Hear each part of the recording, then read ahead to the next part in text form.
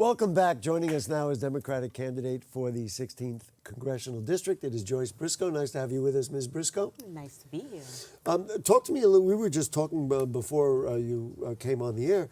Talk to me a little bit about you as a candidate, a rather unique candidate, so to speak, because you don't come out of the political world, so to speak. Right. Well, I have had many concerns in my community, and I don't see any politicians that are addressing the concerns that my community have, or I have as myself, or my family have. So I don't see anyone addressing them, and I definitely don't see anyone having the passion that I would have in addressing those issues. Well, let's list them. What's at the top of your list when you say this is affecting me, affecting my family? You know, this has to be dealt with. One of those issues may be, let's say, the mental health. I think that we need more research. A lot more need to be spent on research in mental health. I feel like we need to go towards a more holistic, looking at more holistic methods of dealing with it, and making sure that we prescribe holistic means of dealing with mental health issues. Why do you put that literally as the first thing you mentioned here on the program? Well, that's something that it seems like is starting to be the root of many of the problems within our communities. Oftentimes, different crimes are often blamed on mental health issues. I mean, that's just one. I usually have three major ones that I tend to talk about. Mm-hmm. You can go on from the there. other one is the equality for women and the equal opportunity for women. And that's definitely probably more so at the top of my list because I happen to be a woman. Mm-hmm. And I definitely don't feel like we get the equal opportunity, and we definitely still aren't paid at an equal level as our male counterparts. Is pay the only thing, and is it something you talk about even firsthand that you've had experiences, or it's just something that you're quite aware of given your position in the community? Well, it's pay as well as opportunity, because many a times if you're given the opportunity, you would then be in the position to get a better payment or better compensation, but oftentimes we're not given that opportunity. We were just talking prior to you coming on about school debt, which is another big issue. I mean, I know I have loans for my children that I probably will still be paying off. Talk to me about how, as a Congress member, you would take a look at that, rope it in, and make it so it's a little more, frankly, doable for regular people in the Bronx. Well, there seems to be no way out of once you have school debt. Oftentimes, the loaner they don't allow you to either downsize, or they won't allow you to. There's no escape hatch, is really what you're saying. There's no escaping it, even through death. You're still there. If you happen to die, it will be passed on to the next in kin, or possibly the co-signer. And then how does that get reformed? Like, what would you recommend to finance people's education that would not put them into that kind of debt? I mean, well, one thing I think as a country we can only benefit. That should be one of our resources. That's considered human capital.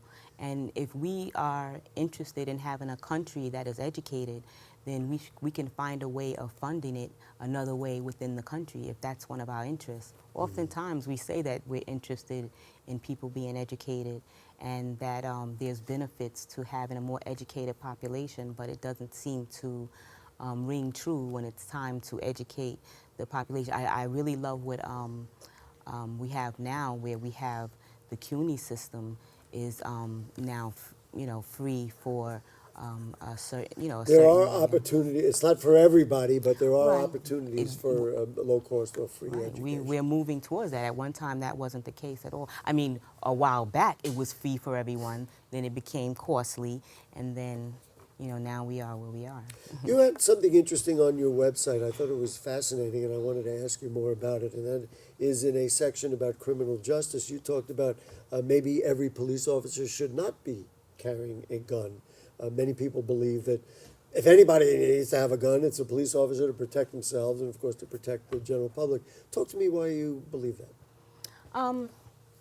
Every person's skill set is not the same, and I feel that each police officer, just because you maybe have taken, I don't know, 6 weeks into training, doesn't mean that you're that as proficient with a gun. And I definitely don't think that when they are shooting a gun that they should shoot for a lethal, you know, at full mass, as they say. If you are very good, almost like sharpshooters, you can possibly shoot someone in the arm or the shoulder or the leg, so that we don't have a death. Because although that person may not be valuable to you, they're valuable to someone, and they don't deserve to die simply because someone else has a gun.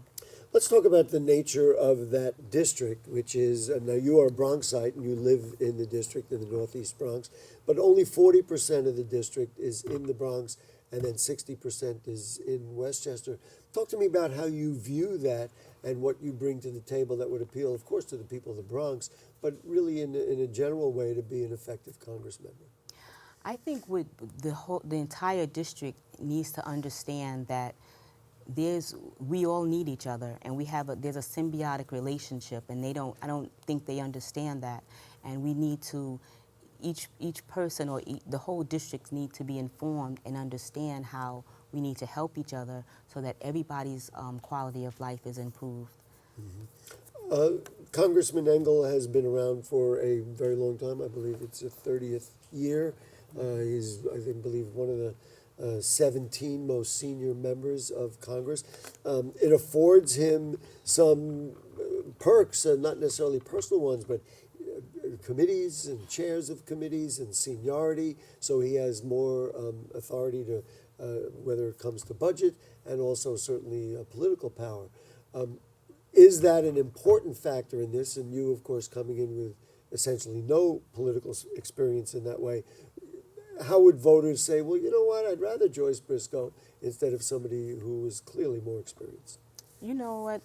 The responsibility of a congressman or woman is to, one, listen to the voices of the people, take their concerns to Washington, and make sure they are represented in Washington. And then the things, whatever they learn in Washington, they are to bring that back into their communities and keep them informed so that their lives are, or they're empowered through that information. I don't see that happening. And in my opinion, New Yorkers, and especially people within the 16th district, are some of the smartest people I know. And many a times, the people who are most affected by a policy, they are the ones who have the best answers. If you ask them, what do you think should be done, or what do you think is the best solution, you would see some brilliance. But too often, they think they know all the answers, and they should ask their constituents, and they'll be surprised of how many solutions they would get. As a final question, talk to me about family. Family is very important to you. You're a mom, and I know that you want to bring that to the table and bring that to the House of Representatives. Talk to me about how your regard for family and your understanding of family plays for you as a candidate. Well, within your family, that's the smaller nucleus, and you have to make sure that they are either secure, and you raise a family that will then go out into the broader part of the community. But that's where each thing starts. So you make sure that your house, your smaller house is taken care of, and then you can then broaden and have them be a part of that community, which only enhances that community. So it's important to make sure that family is healthy and wholesome, and then they can go out and it actually filters out into the world. We've got about 20 seconds left. Okay. How does a Congress member do that? I don't think anybody would disagree that it's important to keep our families strong. How does a Congress member affect that little nuclear family? Well, you have to, first of all, like I said, he needs to, first of all, make sure he has a presence, understand the needs of his constituents. And when you start off small, and then it broadens. And then what you'll have is people each, as they say, each one teach one. But you start off small, and then that can be broadened to the the rest of the community. Joyce Briscoe, good luck in Thank the you. campaign and, of course, on Election Day, which is the 26th. We thank you for joining us, and for folks watching on TV, we will be right back with more. Don't go away.